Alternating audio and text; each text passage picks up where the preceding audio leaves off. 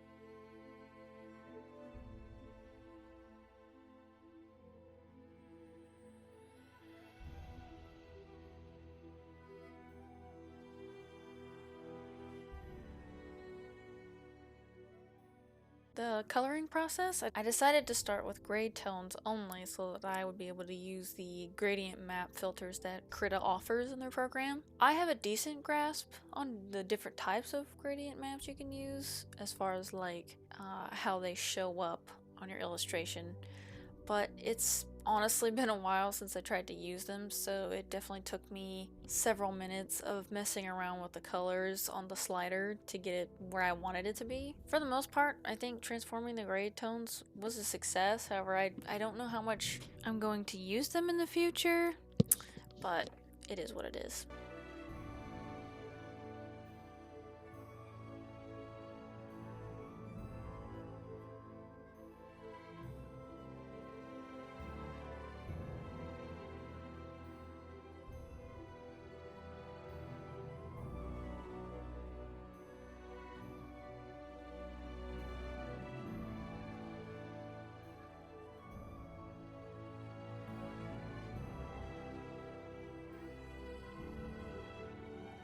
Although with everything colored, that leaves me to freely color some of the other stuff that I couldn't get quite right using the gradient map.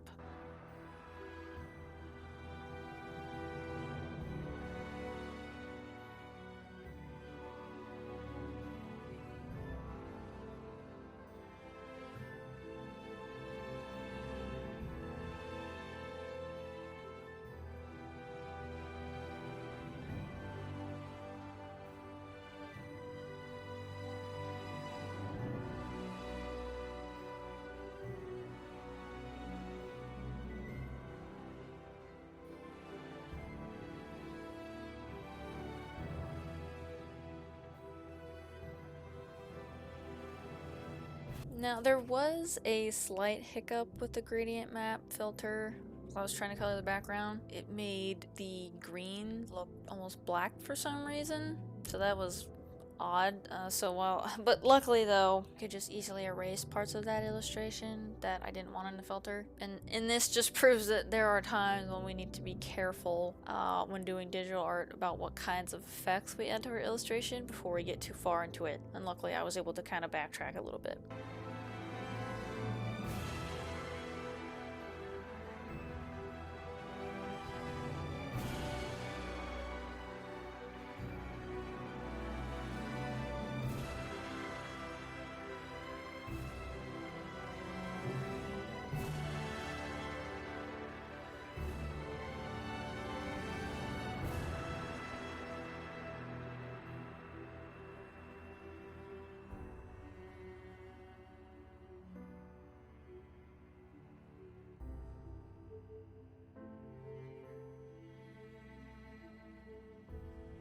From this point on, it was mostly just adding a little bit of depth into Coco's clothes and her skin, while at the same time bringing forth some of those lights and shadows that come with this kind of perspective. Like especially something as dramatic as a 4-point perspective. And since Coco here is mostly facing the sun, there are going to be some pretty dramatic shadows over her body and clothes.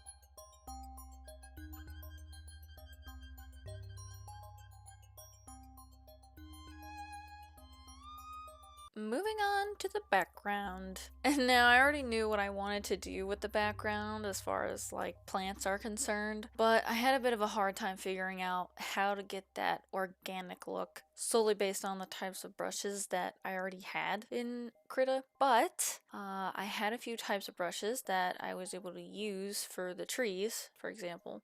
For the actual like tree, like the tree bark, I used this brush that is actually meant to be a stone texture, but just changing up the color a little bit, it actually ended up working perfectly here. I also had a sort of stamp brush that looked like leaves, and so I started out with a dark green and then just layered on multiple different shades of green while decreasing the size of the brush to just kind of give it that lit up effect from the sun, so that's not just one straight color.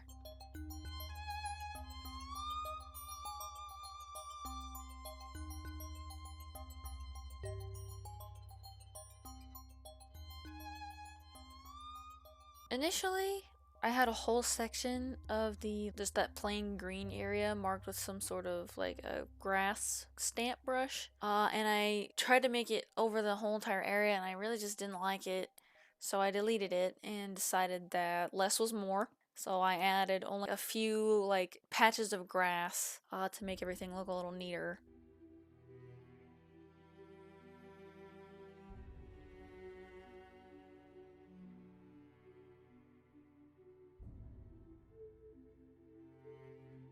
I did the same thing with the flowers. I tried a bunch all at once, and it was too many, it was too busy, I didn't like it, so I deleted that too. And then I just added a few flowers on top of those grassy patches, and it ended up looking way better than what I had in my mind or what I was getting onto the canvas.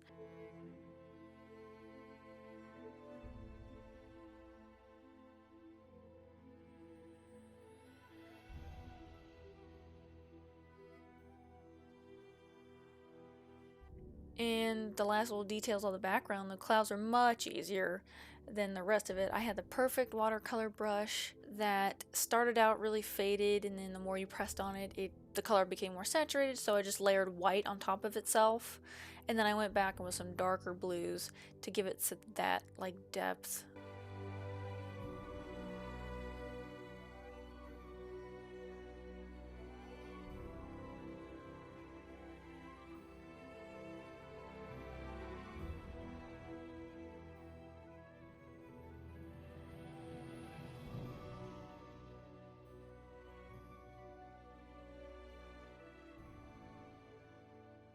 Of course, I added a few little details at the end regarding to the hair and the shine of the sun on the skin and the eyes. I mean, that was really all there was to it. Those were just little things that kind of make the illustration pop a little bit. And I'm glad that I got to try out so many subjects to create this little illustration. I wasn't too excited because it honestly kind of scared me trying to finish it, but I think that for what my skill set is right now, I think it turned out pretty good. And what's cool about all this is that I've been working on the art study series for a while now, and even though I've learned a lot, I'm glad I can finally bring this to a close and move on to some other projects.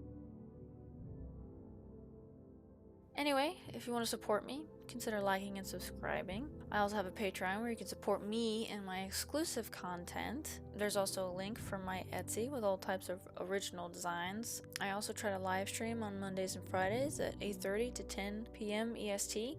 Keep an eye out for those. And thank you so much for watching. I hope you have a good day, and may God bless you guys. See ya.